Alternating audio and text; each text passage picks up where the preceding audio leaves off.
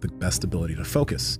And nowadays, you sit down for hours on end reading study after study, research after research, and it's just interesting seeing who you are now versus who you were before. I think a lot of people have a problem focusing these days, and they're trying to figure out, do I have ADD? Like, am I not able? Is that just not something I'm going to be able to do?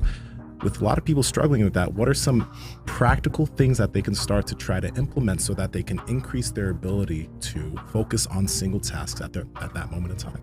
Yeah, well, the phone is definitely detrimental to this because you have so many contexts within your phone. I mean, your phone is showing you 50, with the equivalent of like 50 television shows in 10 seconds. So, flip, flip, flip, flip, flip. Maybe not 10 seconds, 20 seconds. But, the brain will follow the visual system in so many ways. So if you really want to enhance your ability to focus, put the phone away for 2 minutes, literally 2 minutes. Just put it across the room or in another room. Sit down, pick a point on the wall, and just try and relax, breathe however you want, while maintaining visual focus for 120 seconds on a location. You can blink if you want to. If you don't need to blink, don't blink, because actually every time you blink, you reset your time perception. Blinks are like a curtain in a play, or it's like a scene clapper for movies. But just sit there and try and extend the amount of time that you can focus. And again, you can blink. What you'll find is it's incredibly boring and agitating, like most things you need to focus on and have a hard time focusing on. So we all can focus much better on things we really, really enjoy. But just a little bit of focus training for 2-3 minutes every once in a while will teach you to recognize when you have that impulse to get up and move or suddenly jump to another activity. And what you'll find is that it carries over to a really terrific ability to read, to study, to listen. And you start to notice those internal signals, like why the urgency to move? Why the urgency to go away? Well, maybe the conversation's no good and you want to get away. That's fine. That's a different matter. But there's something you need to do and you don't want to do it, or you can't focus. It's fine to think about hydration, food, caffeine. That's great. But chances are you just haven't really taught your brain how to focus. So start with your visual focus and then let your mental focus follow that. I still do this for a couple minutes each day. I'll go outside, I'll take a walk, which is no focus, everything just walking by. And then I'll finish by, instead of looking at my phone, I'll try and just pick a point. People probably think I'm pretty strange if they see me doing this. Just pick a point and look at that point for a short while. And then I'll just sort of notice, that was actually a lot harder than you might think. But I do believe that part of being a functional adult, being a high functioning person in any domain of life, is being able to control your impulses to do something different. And you see this in the gym, actually. This is another place you could do this. So have you ever done this where you set, probably you guys haven't, but you set out to do, let's say, a set of curls. You're like, okay, I'm going to do alternating dumbbell curls, right? And then at some point you switch to doing them simultaneous. And then you see people switching and doing them alternate. Now there's nothing wrong with doing that. And I know that freestyling things can be very beneficial, going by feel. But sometimes, and for some people, sticking to a regimen is actually what they need to learn how to do. And the gym is a great place to learn how to do that.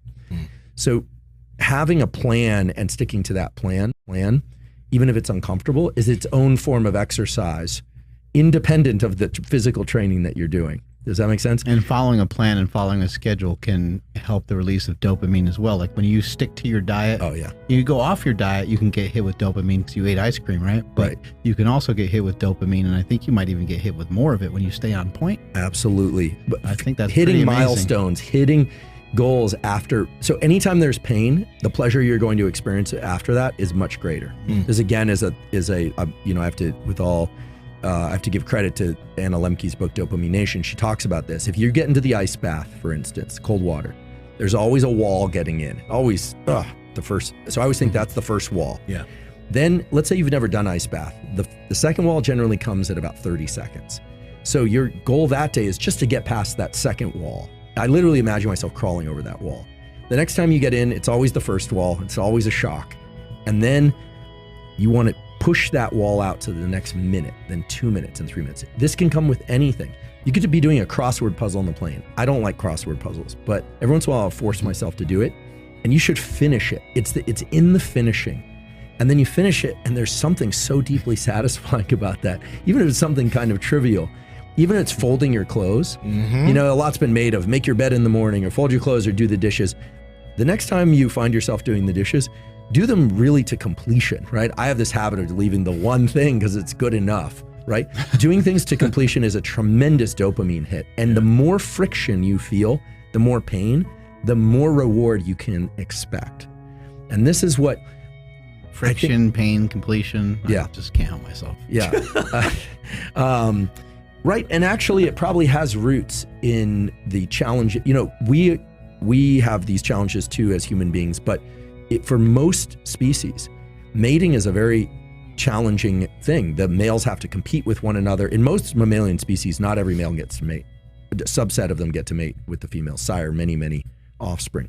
And they have to fight in order to do it. Oftentimes they have to fight fasted, right? They have to fight injured.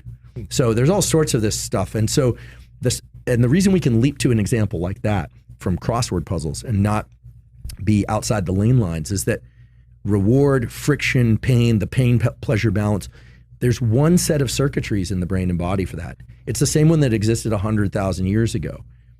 It's not different for weight training in the gym or the crossword puzzle or the exam in school. Once you start seeing that those things are the same in terms of underlying neural process, then you start saying, oh, okay, I can apply this to pretty much anything. And then, of course, you have the agency to decide what you want to apply it to. So learn to be a finisher. This is really important. Learn to be a finisher and learn to take on things that are hard. And then, of course, bask in the dopamine that comes afterward.